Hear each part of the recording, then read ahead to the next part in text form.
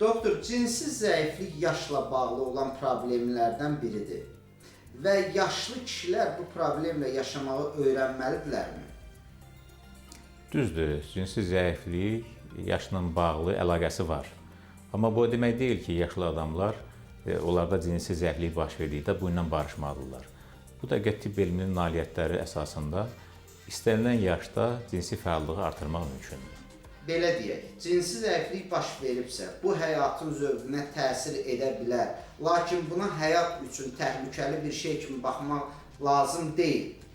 Səhv fikirdir. Əgər cinsi zəiflik baş veribsə, buna ciddi yanaşmaq lazımdır.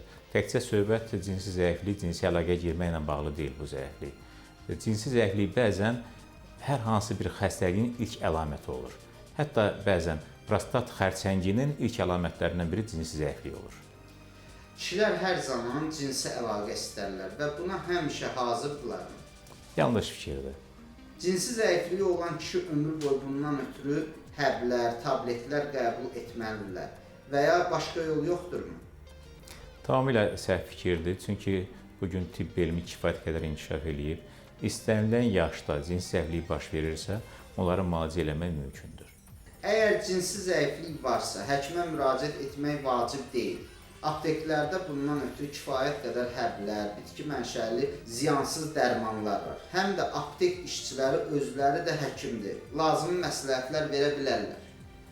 Çox ciddi sualdır, çünki belə faktlar çoxdur ki, aptek işçiləri həkimin tövsiyəsi olmadan xəstələrə belə dərmanlar verirlər. Digər tərəfdən apteklərdə belə dərmanlar çoxdur, hansı ki, dərman kimi qeydiyyatdan heç bir təşkilatdan keçməyib.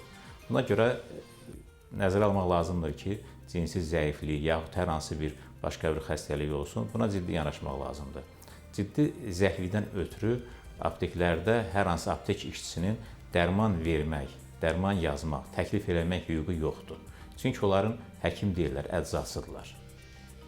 İdeal və sağlam seksual həyat odur ki, həftədə orta hesabla 3 dəfə cinsi əlaqədə olsun.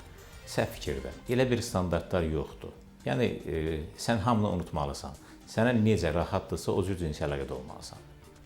Bəs cinsi zəiflik yalnız psixoloji səbəblərdən əmələ gəlir və deməli psixoloji problemdir?